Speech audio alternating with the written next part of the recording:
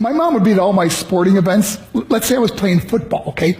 My mother would be on the sidelines, and if the play on the field started going one way, my mother would run along like, Mark, get him, get him! I'd be like, oh my gosh.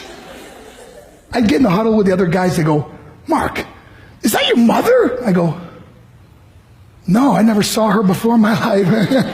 See, the greatest gift my mother ever gave me, she believed in me. I have overdosed on drugs on 3 occasions where I should have been dead. But I believe I was kept here for a reason.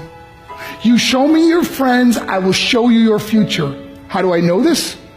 I hung out with losers, and I became the biggest loser of them all because I gave up everything I dreamt about as a little boy because of who I chose to surround myself with. My friends would drive me home at 2, 3, 4 in the morning. We'd be drunk and high, laughing in the car. We'd pull up in front of my house in New York. They go, Mark, the light's on. I go, oh man, my mother's up. See, my mom wouldn't go to bed until she knew her son was still alive. I'd walk in, she'd say, hi Mark, how was your night? I go, it was good, Mom, I'm just gonna go to bed. She goes, can I talk to you for a minute? I go, Mom, I'm tired, I'm just gonna go to bed. She goes, Mark, I haven't seen you all day and all night. Can I please talk to you? I said, man, just leave me alone. You bug me. I'd slam my bedroom door on the one person who believed in me.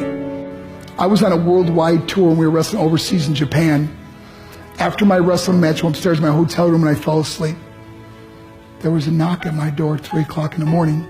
I got out of bed and I looked through the safety window and I could see it was a Japanese promoter. So I opened the door and he said, Mark, you need to call home. There's been an emergency. I went and got on the hotel room phone. I called back to the United States and said, hey, what's going on? They said, Mark, I don't know how to tell you this. I said, just tell me what happened.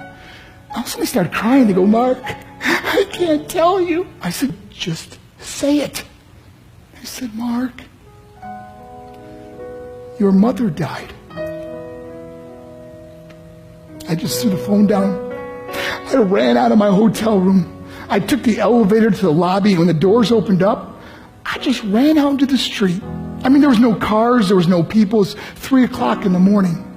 And I walked down the middle of a street in Hiroshima, Japan, and I remember looking up and just saying, Mom, I am so sorry. I flew home for her funeral, and I was so nervous to walk up to her casket, so I just stood way in the back. And I kept looking from a distance, and I kept thinking to myself, Mom, please wake up.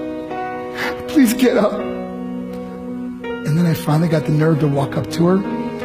And as I got closer, I could see my mom for the first time. I mean, she was so beautiful. She was dressed in white. I mean, she looked like an angel. And I just stood over her and I said, Mom, you are my hero. Everything I am, everything I hope to be was because of you. You loved me so much. You gave me a life. You're the only one that ever believed in me. How did I repay her?